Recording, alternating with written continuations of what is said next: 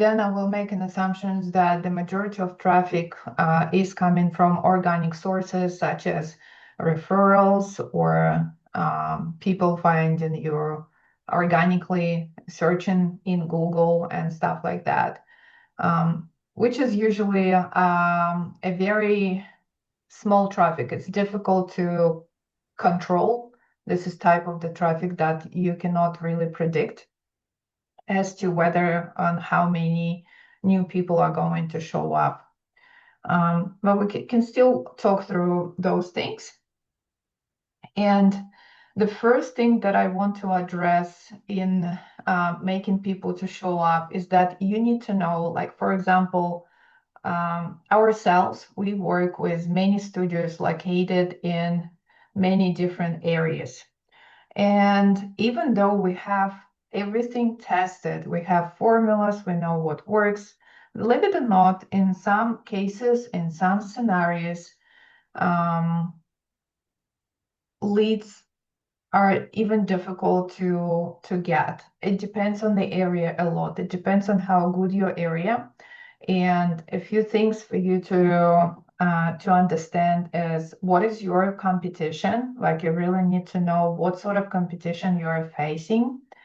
And in many cases, we need to take competition a little bit wider than just your primary service. Because let's say I wanted to spend some time tonight with my family, and I could have all different choices. I could go to a pizza place or a sushi bar, or I can go to a cinema or anywhere else in between, like a bowling club or something like that, right?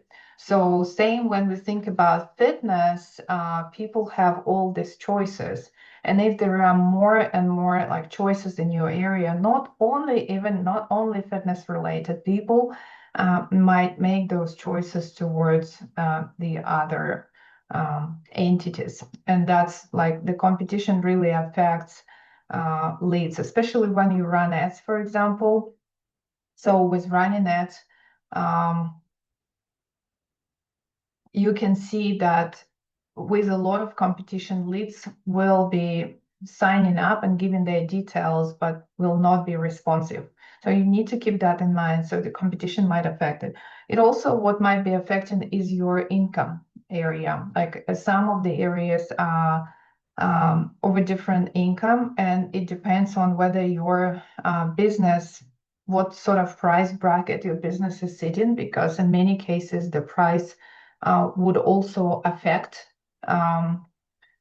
the way that people see, whether they see immediately that they are able to afford. Because if they are not able to afford, then in this case there might be less of a show rate. And that's just to begin with the ads, far away, but we are trying to find the problem. In your cases, if you can just also put in the chat, what would be your kind of offer that you drive your new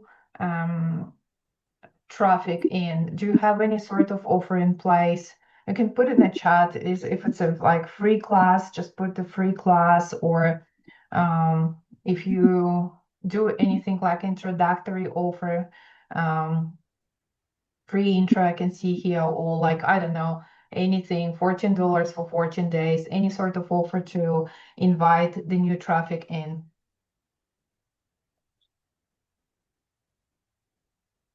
So with the offer itself, that's a very interesting observation, because sometimes what we find is that we can run a free intro, for example, and it is very successful, and a lot of people will be signing up, but the show rates are going to be typically lower compared to any paid offers. And the paid offer, of course, you would need to work it out. And we kind of tested different ones from like 7 for 7 or 14 for 14 to 59 for 30 to 99 for 30, depending on the business. Okay, so we're thinking of doing 49 for 2 weeks. That's a good offer overall. And what we find, and where I'm trying to make a point, is that when you uh, do the offer. Sometimes you need to understand that depending on how aggressively you advertise. If you don't advertise, there might not be as much of a case for you. But if you do advertise, then the free intro might exhaust itself, or any other offer might exhaust itself at some point. And what we do in the agency is quite often we use a technique that you can apply very easily to your situation. We actually make several offers, and we call it offer galore. And offer galore works very, very simple. Even if we got our leads interested in the free intro, but let's say they did not respond, they did not sign up, they did not show, we can still make them a range of other offers, paid or unpaid. So you just need to be creative and think about what other offers can I make. And making more offers is probably one of the best ways to actually make more conversions in your business overall, even if it doesn't seem to be very obvious or logical. That's very interesting that some leads who came for a free trial will never convert for a free trial, but as soon as you offer the 2 weeks for 49, they will be jumping up and down and they will be showing up. And that's why we make sure that every lead actually receives a range of offers. And in many cases, I think we can also automate that process because it's much easier for you to not to watch this process, right? Not to watch every lead, but create some sort of automation with, let's say, SMS marketing. Specifically, we use a lot of SMS and we recommend that to email marketing. And you can automate communication for when the new lead came in for about 2 weeks on a daily basis, or not every day, but every second day, every third day. And as they go, maybe spread it out a little bit more. But you can keep making several offers during this period of time. Sometimes it's just the bad timing that they are not converting right now because a lot of things are happening most likely in their life. And that could be one of the reasons. So your offer might not play any role in here. But even sometimes they just delay it because especially with the free intro, we find that a little bit of a problem. They delay in it because they don't see too much value. They know that it's for free for one time. So if they don't see too much value right away in that offer, then they are delaying the decision to get back to you. Okay. Um, so that would be just with the offer, but overall, I'll go into this problem a little bit deeper. And another reason as to why people are now showing is actually your positioning. And to explain positioning, I'll bring you a couple of examples. So one would be um, where, let's say, two similar gyms are next to each other, but in order to make one of the gym's positioning different, they have to build up on something else. And there could be anything, like to just give you an example, there could be that this gym is open 24 by 7 so that you can come at any time. In addition, it has infrared sauna. In addition, it has ice baths on Saturdays. I don't know. Have to think about like this little differentiators, but you can also think about a very deep core differentiators, such as our classes are only 30 minutes because we know you're busy, but we want you to be doing um, your training daily, and we don't want to miss out on that. Or any other, like say, CrossFit studio would be different from a functional fitness studio. So that's just some of those things that you need to take into account, and you always need to differentiate. But the best way to differentiate would be to think what is the core problem I'm solving to my ideal customer avatar. So if you're servicing moms with, I don't know, children under a certain age, then definitely creating a core offer that is speaking directly right to them is going to attract these people. But in many cases, what we see is that everything is so generic. We are everything for everyone. And that depending again, I go back to the competition note, depending on the competition. If you have no competition, then yes, everything's great. But if the competition is there, then you have to think, how do you differentiate yourself in order to keep that part of the market? Yeah, I can see that someone says personal training with membership gym, for example. Yes, exactly. So we can build up on aiding up personal training or small group training or any other things that would emphasize this particular benefit. So if we want to target and attract, let's say, people who work in the office, we know that they are super busy, right? So in this case, our communication with them should be in a way that our classes are shorter. They could be 30 to 45 minutes. Our classes start from 4 a.m., 5 a.m. I don't know if you're servicing that market. And we have a small group class so that everybody can get attention. And actually, you know that these people have money to pay for this type of a service. And you can keep differentiating further and further and fine tuning your formula, but always going again, back again, what is my ideal customer avatar? And in this case, you will see that that will directly affect to the show up rates with the leads because they will feel less dissonance from what they were looking for and what they found. Will be like, yes, exactly, that's what I need. And there will be less resistance in getting back. Um, there's something else about competition. If you find that your area is too competitive, I'll go back a little bit to the offers part. And with the offers, um, I don't know how many of you know that, but there is a Meta Ads library, and you can go into Meta Ads library. Essentially, you go on the page, on the Facebook page of your competitor, and then you go into the About Us section and click on whether I they're think it's running ads. Mhm. page transparency. Page I'll try to send transparency. a screenshot. Yeah. Yeah, thank you. So you go into page transparency, you click on whether they are running ads, and you just look at what sort of ads they are running. And that really help you to gauge, like to understand whether and what sort of offer they are running. And you can think then of whether, like if you were thinking of doing 49 for 2 weeks, just see what your competitors are doing, because if they are doing 29 for 2 weeks, then this is kind of where it's going to be difficult. You will still naturally get less people. I'm not suggesting you to just downplay with that, but I'm suggesting you to be very much aware as to why your offer is working or isn't working. Okay.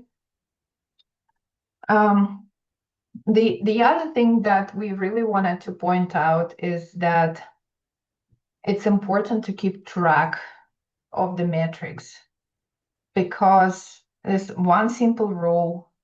If we know the numbers, we can improve the numbers. But if we don't know the numbers, unfortunately, nothing can be done about it. And we rigidly track a few metrics, and I'll talk about them. And I suggest just keeping a very simple spreadsheet is enough to keep. And that's what we do. Aside from very complex systems and automation and everything, we still keep a simple spreadsheet where we understand the main metrics about the process.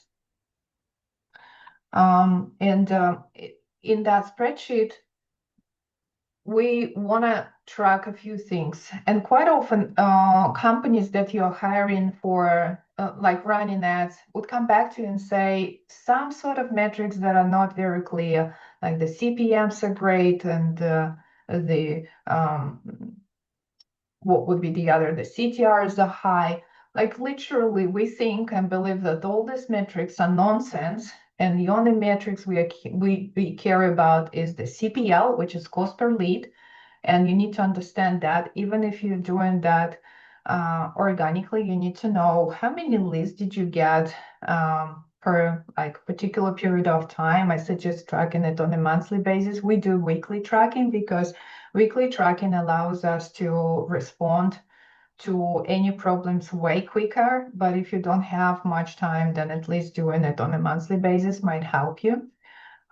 So you need to understand your CPL, how did you pay for each lead, and then how many leads you've got. And then the most important metric, we don't even care if you ask us, we don't even care and suggest that you also don't care too much about CPL itself, because the real metric for us is CPA, which is cost per acquisition. And this is where exactly we look at how many leads came in and how many of them actually converted into the introductory offer. So you really need to understand that part. And if you understand that part, you will be able to play with different offers and improve those offers. You will be able to see how many people converted. And of course, because you have all the data and all the tracking on your side, after the CPA for the introductory offer, you need to understand your CPA for the memberships if you are selling memberships. I'm just giving it as an example. I know that not every studio is actually selling memberships, but if you're selling unlimited memberships or any type of, you want to know which offers actually did well and how well they did, and go from there. So that will give you some indicators, and that will be the best indicators. Um, because essentially, quite often when we ask for those metrics from our studio owners, they would just have no clue. And that's probably where the problem is sitting overall. So starting with the numbers, starting to track the numbers is one of those things that you might want to consider if you're not doing it yet. And quite a few softwares, like, they have dashboards and all that stuff. And I'm not saying that they are bad or anything. Of course, you can go and track that in a particular software, as long as you have this certainty, like and clarity about the process. That's where we also have all the comprehensive dashboards. Yet we want to keep, because in some cases, even like I'll bring you an example with the meta leads. In some cases, it's not showing as a lead. Meta does not report back to us that there was a lead, and Meta does not report back to us it was a conversion. But we look at it and manually adjust it because we know that it was. So usually the software won't reflect that for you. Um, is everything clear so far? If you have any questions, you can raise your hand or you can put a question in the chat and I'll try to chip in. Just see if we have any ideas for you. But otherwise, I'll just keep going with a few more ideas that I had on my side. We are now coming to the point of the exact process. Like, studio is a business, right? And every business should have a process. And behind that process, there should be a system. So how we keep it all is that we have a specific process of how we talk to leads. What do we do with the leads when they come in? If you have no process and no system behind it, then it's no wonder you don't know why so the leads are not actually showing up. And to just bring you a personal example, when I talk to leads, sometimes I get emotional and sometimes I just feel, oh, but why this person is not responding or any of that. But in fact, then I go back to the system and I'm just seeing that I'm actually not following the steps myself. And this would be the reason kind of why. Um, and right from the beginning, we followed Harvard Business Research. When they conducted that study, and they released the study of, I won't tell you the numbers because I don't remember them. But when they released that study, that they worked with a big number of leads and they saw exactly what is working with like communication wise, what process is working. They were saying that every lead has 400%, just try to absorb that, 400% more chances of conversion if you contact the lead within first 5 minutes. And from that is just that downgrading line. And this is it. So what that tells to me is that the speed to lead remains a priority. And that means I'll bring an example today. Actually, today I went to a new hot yoga studio, but I contacted two studios because I didn't know I really wanted to go to one of them and sign up. And I sent messages. Both of them had a WhatsApp, and I sent them messages on WhatsApp. And that's exactly what happened. The other studio I really wanted to go to, unfortunately, responded to me only within 2 hours, but they also even didn't have a class because they have specific rules. So today they didn't. And obviously, what happened is I signed up for my first 30 days with another studio just because they were very fast to respond. And you don't even need to call. None of that is required. If the lead is talking to you via any of the channels, WhatsApp, email, SMS, it's totally fine to continue that conversation unless it's needed to get on a call. And if you have a paid offer in place, which we usually recommend, like if you ask us in between the free offer and the paid offer, we always recommend to do the paid offer so that we can collect money right up front. That means that this lead will show up 100% and they are committed. So this is exactly what happened with me today. I paid, I showed up, etc. So that's the end of the story. We closed that cycle in about a matter of 15 minutes, following the right links and maybe asking 2, 3 questions. And usually committed leads behave exactly that way. And going back to that Harvard Business research study that I was talking about. So what we do is very simple. The majority of the softwares nowadays already have that stuff. So you just need to create an automation. Maybe it's already there, but you need to make sure it's an SMS and an email. So as soon as the lead comes in, you send them an SMS and you send them an email. In many cases, the mistake that I see is still happening is that the communication is very generic and it really, really makes leads non-responsive. Something like, thank you for your interest in our services. One of our staff members will get back to you shortly. In the meantime, you can review our website, and here is the website link slump there. No, it's just not going to work. What actually is going to work is if you imagine, even if it's automated, but you imagine that conversation being a one-on-one conversation. So what we do instead is we just saying, I'm sending them a little message, just a line. Mariana, out of your head, do you remember what we sent? Yeah. What we usually do, we send a message saying, "Hey, this is Mariana from whatever business. Is this Lana?" So the first question is simple, and it's just confirming that we have the right number. Of course, we want you to know that, and it's an easy question to respond. They will respond, "Yes, this is me," and then we'll send another short message. Are you interested in whatever offer we are offering? Another simple and easy yes or no message. So what we want them to do is to interact with them. So we don't make it hard for them. We don't add links to the first two messages. We start the conversation. So yeah, that's what we pretty much do. And of course, we have people working every day of the week, but we also have AI support. So we also have that to support us once they respond, so they get the fast response as well. Yeah, thanks. And that actually we became obsessed about this whole science of the messaging. And overall, I'll just guide you through that quickly to give you examples, but that could come back to how often you send those messages so that you're not annoying, how to send those messages so that you're actually looking cool, and how to make those leads respond.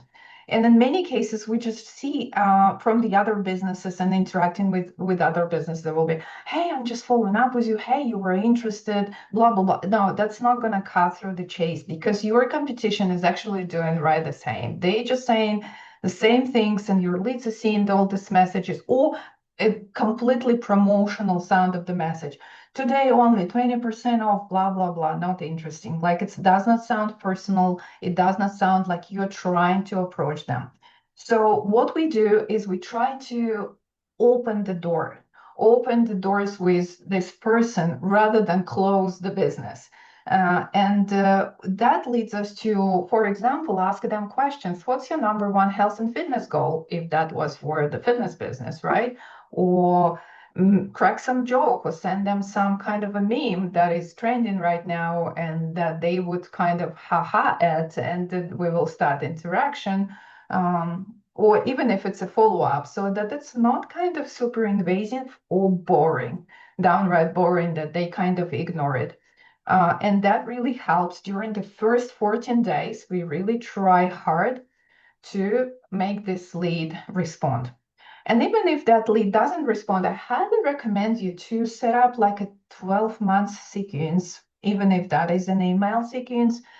Pre-write, you have ChatGPT. There's nothing to lose to ask ChatGPT, give your website and just say, hey, can you write me 52 emails where I can talk to my leads about my business and invite them, sound friendly and inviting. And then you just put it all in a sequence. And I'll explain why. Because essentially only 3% of the leads in the market are ready immediately to buy something from you or whoever else. It's just that 3%. The rest are not bad leads and are not dead leads so far. They just need to be prepared and warmed up a little bit more. Okay. So, and if you put it all on autopilot and every time the lead comes in, they will receive the 14 days of the message follow up and then 52 weeks of email, eventually this lead will either convert, and this is a good rule, they either have to convert or they just have to say that they are not interested. And if they are not interested, in many cases this is genuine, like they just change their mind, change their area, whatever, already made their choices for now. And if they don't want to be followed up, that's okay, you keep it in a separate channel. This is not your monthly newsletter, don't mix it up with this. Okay, this is like a separate follow up, and it's not very difficult. It take a couple of hours to actually create and set it up. And we have actually seen people convert after a year or two. So we have ways to track when did they become a lead. So they're tagged or there's an activity history. So yeah, this is something that can happen, and it usually happens. Sometimes it's not a year or two, but it can be after 3 months. They signed up in January, and then after summer, they decided that, okay, now it's time, and they will join. So we always work with the lead, and even after the automation stops, we always re-engage with the leads in smart ways. So that's something that we do as well. Yeah, and then now I will come to the point where I don't know what software you're using, and most likely you're using some sort of class management software, whether that's Mindbody or something else. I'll just tell you one thing is that I noticed that this software is way behind where they should be in terms of the conversion process. Some of them might be catching up, and I can't be like, I can't be saying that for every software, but essentially, what we are using is I would just say it still is a leading software in the world for lead generation and marketing. And maybe you've heard of it or you're using that, called High Level. And the reason why I'm a proponent of that software exactly for just lead generation and marketing purposes and not the class management software is because it allows you, it's like an open source where you can plug in a lot of things and you can actually create a system, because everything, like I said, is a process and a system. If you don't have it in place, that's the reason why there is a low conversion rate. And if your company, your agency is doing it for you, that's also on them and how they do it and what sort of process they have in place. So I'll bring you that example. In order to, in Mindbody, for example, if you wanted to sign up as a student, you just really have to jump through loops and hoops. You have to give this information and that information and fill out this and that, and then you go step two and then the majority of leads statistically fall out from that process. What is the biggest companies? If you look at Amazon and learn from Amazon, you can see how easy everything is. They try to do your order within one click and they deliver within several hours. No questions. Like that's where you need to be striving with your leads as well, because leads Especially US, they are spoiled. They are used to the systems. And once it starts becoming a little bit of a nightmare to fill stuff out, um, then that's kind of, the situation where the conversion rates fall. So what we do and what you can set up in high level, for example, I can't talk on behalf of other systems, but you can do a very simple and easy funnel where they click on the calendar, and if your offer is paid, which is what we recommend, so they click on the calendar, there is a paid offer, they book and pay at the same time. And all they have to do, this is what I really like, they just need to enter their card details and the expiration date. And that's kind of amazing because no other software does that. You chose Tuesday, 6:30. This is my card. The name is pre-filled because when they fill out the form on Facebook, like let's say, assuming that you run Facebook ads, the information is fed directly into high level. So by the time they actually choose the class, the system knows who they are. So the problem is solved for them. And this is only one method. The second method, which is so simple, and I don't know, your software might have that, is invoicing. So with invoicing is where you send an invoice, and we have like in high level we have something like a quick invoice system where it takes only seconds, and you can do it from the phone app, and you just send them an invoice, and they pay within seconds. Because they also, Mariana, does it have Apple Pay as well? Apple Pay and Google Pay. And Google Pay as well. So it makes things easier. So these little elements in the process make the whole difference of 2 to 3x conversions from just the normal processes. Um, there is something else, but usually we have. Is there any other payment methods that we've used with high level? We've used PayPal and it also works, Oh but yeah, we do recommend Stripe over PayPal because I don't know if it has changed. Well, of course, we can look it up, but the process was a bit trickier with yeah. PayPal. Stripe is integrated way better, although Stripe still is a pain. But I think for just collecting the first, because you only want to collect the first payment and you want them to commit. That's it. That's all you want. You want them to show up at the door. But even if you do the free stuff like a free 2 weeks free trial, whatever you do, that still works. Like we can talk about this part. I'm just talking about making payment and making sign up process so easy and seamless that there is no excuse to do that. And probably covering up the last part now is that we also, our team has appointment setters. So what happens when the lead comes in? They receive first text message, second text message. If they have not responded within 5 minutes, that's an alarm. They did not respond, so we have to act very quickly on them, and we pick up the phone and call. Um, and we also make phone calls currently we make up to 6 times. It's up to you to have that routine and how rigid you have it. If you set up, you can easily set up voice AI. That's another reason that why I think that high level is a good solution overall.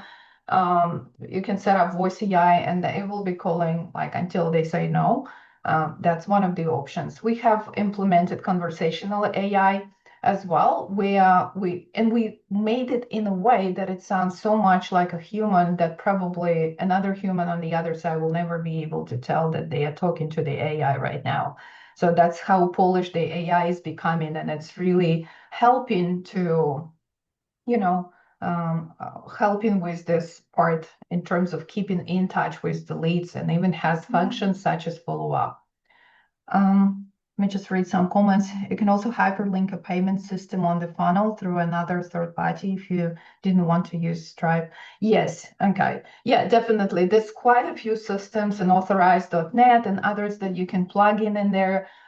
There's quite a few things, but my point is simple, is just check maybe your current software, because I'm not trying to switch you into anything and I'm not selling you anything on this call. So try to look at really with the fresh eyes into your software, go through the process and see what do your leads need to do in order to sign up for their first experience, and what is their user experience overall, and what would you rate that.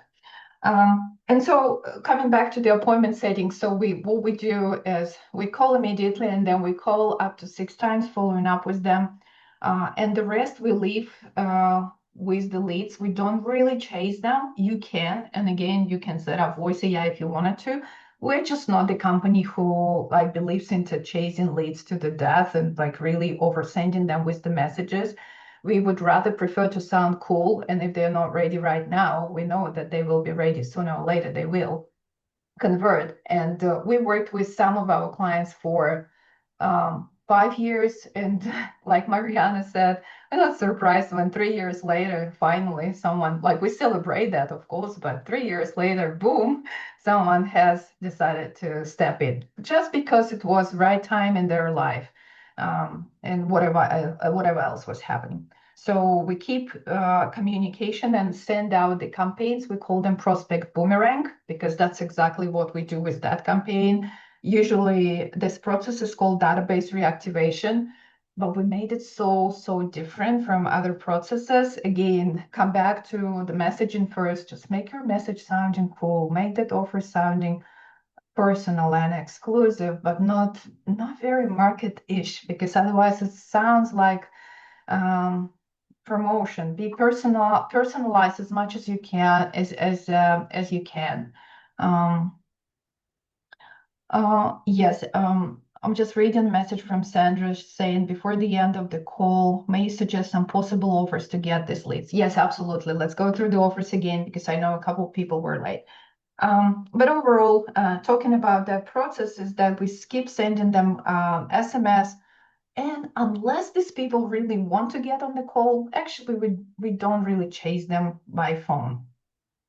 If somebody says like explicitly, please call me, then yes, it's a good point, If good they ask request. Yes. something like, call me in 2 months, we always take notes, and we have the task system inside Go High Level, so we can be we get a notification after 2 months, please call Sandra, for example, and we can call the person. So we have these processes in place, so we don't keep calling people who already said, can you call, I'm on vacation, or I'm recovering from a surgery. We also personalize follow-ups, like how did it go with the doctor, things like that, because it's important for them that we also remember and they feel heard. So, and I want to say, and Bruna is here, and she's been she did that part for a long while, not doing that right now. But the more you relate to the lead, chances are that they will show up because they already have a relationship with you. So we talk about life, like not extensively, but if they share, they usually share something about their life, their kids, or something like that. Even after we book or during the booking process, we create a relationship with them, and that definitely makes them show up for the class. And we know that because clients will report back to us, and sometimes they will mention us at the studio. Oh, I talked to Bruna, and like she was so sweet. So we try to do that, so they start a relationship with the business even before they step into the studio. Yeah, and maybe one more point that I didn't mention is, of course, even if they paid and signed up for anything, I would still recommend, especially for the free offers, guys, I would still recommend highly to call them one day before. I think it's a standard recommendation, but it makes a lot of sense because people feel so intimidated to start anything. It's a new routine, it's a new thing for them, and they kind of their brain is saying them to stay in safety, right? Not to go out. It's dangerous. Stay safe. And that's kind of a big reason of why people do not show, because they kind of can't overcome that feeling. And supporting them and being like kind of with them um, just before they come in so that they don't feel like a stranger. Sometimes on that call, you can even say, like, how to find parking. We send them instructions of how to find parking with the map. We send them instructions, even if they just like, if there's not an easy way to find the building or any of that. All of that is described, what they're going to see. And sometimes we ask our clients to record the little video. If you wanted, you can automate that process. So you send them one day before. The video will look like a personalized video. You stand in front of your building and say, hey, So tomorrow is the day. I just wanted to show you, here is the parking, here's the door. So see you, bye. And that's it, like 10 seconds, and you already made an impression with them. Okay, so that would be just kind of some of the things we do. If I'll go through Sandra's question now, but if you have any questions so far, just think about them and drop them in the chat so that we can possibly answer them. Um, but talking about possible offers to get these leads, there's a few things, Sandra. If you could just also tell us what is your because your offer really heavily depends on your main offer. What do you do? What sort of have you got a studio or a gym or some sort of business? That probably will help. I'll be talking about the generic stuff right now, what really worked for us. And when I say work with, I'm just talking about probably running ads for like 100 of studios and testing all of them in different areas. In my opinion, I'm a proponent, and you don't have to be, and you don't have to agree with me, but I'm a proponent of a longer trial, such as 4-week trial, but not a 6 weeks trial. Um, Reason behind it, we just found that people need to get a really good feel of the place, and they need to they need to get used to the community, get used to how everything is going, build a routine, but not long enough so that they get tired. So you have to see 2 weeks, 3 weeks, 4 weeks trials is usually what we recommend. Because in many cases, when you give one try, like one free class, or you give 7 for 7, if you're good at sales, keep going. Just see your sales raise. Like if your sales raise are really good, I wouldn't recommend it to change anything. But in the majority of cases, I just find studio owners actually struggling with sales. If you are one of those, then build on that feel of the community, on the feel of the classes, and on the first results as well, because they were gonna see, they're gonna feel better after this, and the conversation is flowing much easier regarding like the ongoing membership, if that's your ultimate goal, to sell them on unlimited or some sort of membership overall.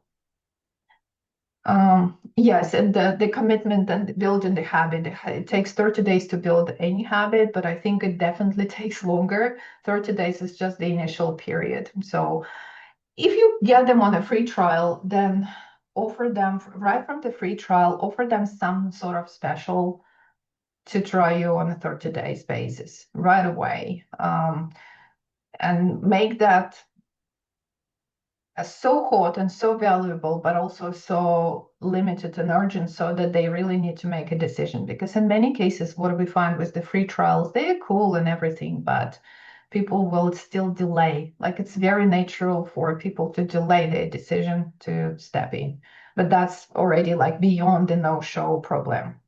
Um, Small kind of a conversion problem here, showing them up in many cases. If that's just to show them up, try a range of offers. And Sandra, one thing you might have missed is that I said in the beginning, what we do is we have a system called Offer Galore, which means that every lead goes quite immediately, not over a big period of time, through several offers, up to 5 different offers. We try them on different offers if we can. No, not in every case, but if we can, ideally, you didn't convert on a free class, cool. What about 30 days for 99? Oh, it's too long for you. Okay, what about that one? And so you have in pocket at least 2 or 3 offers that you can convert them to, because many studios just rigidly only have one intro offer. Of course, it's simpler, it's easier, but in the end of the day, you need business, right? And complicating it a little bit here and creating a few more options might not be a bad idea. Okay. So I don't know if I answered your question regarding, like, you rent a space in the boot camp gym.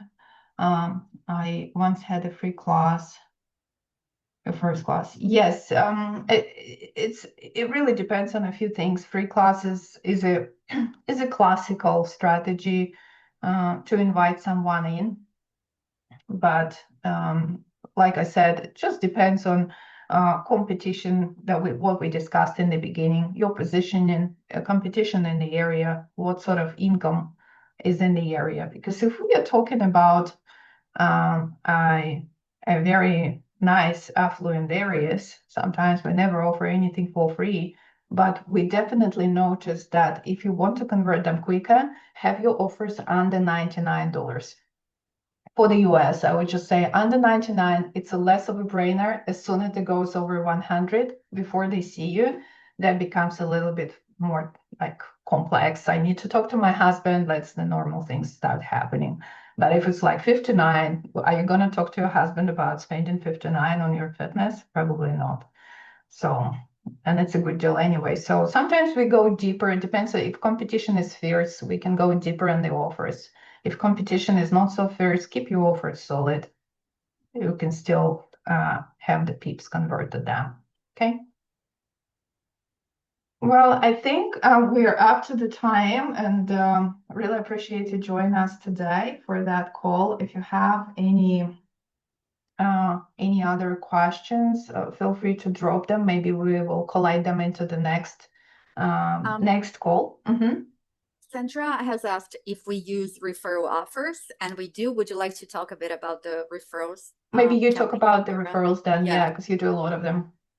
Yeah, we do, Sandra.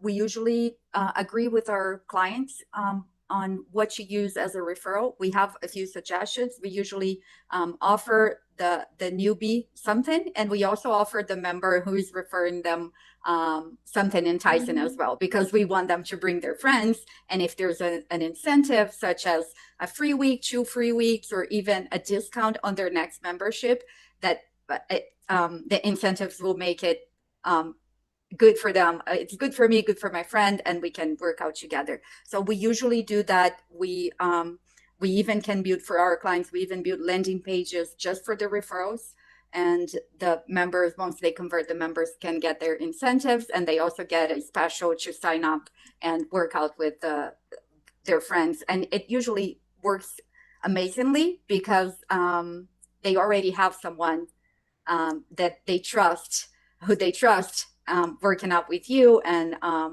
they can be the proof of your service. So that usually works really well. But yeah.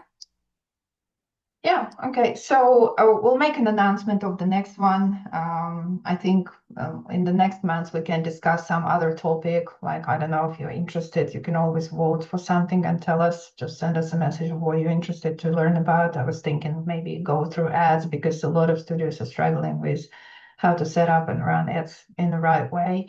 So we can talk about that or something else if you have any suggestions. And thank you so much for joining us today. And we will see you hopefully again on one of the other ones. Yeah. Thank you, guys. Thank you. Oh, I will be looking for that go high level information after the call. I appreciate it. Can you type your email here for us just so we can email you that information? And you guys feel free to, I believe for Sandra, we have your details, but for you guys that we don't have your names, just so we can find you in our list and send you information. I believe we can also send a few topics, right, Lana, that we discussed today. Awesome, Kelly. It's great to meet you. And yeah, we can send you guys a few points of whatever Lana and I spoke about today. And yeah, looking forward to seeing you guys again. All right. Perfect. Okay, perfect. There we go. Yes, I think we can copy it from the chat. Thank you. Yeah, very nice meeting you as well. Thanks for joining. Yeah, nice meeting you. Yeah, Thank talk you, to you guys. next time. Okay. Thank you, guys. Awesome, Sandra. Bye. Bye, Kelly. Talk soon. Thank you, guys. Bye-bye.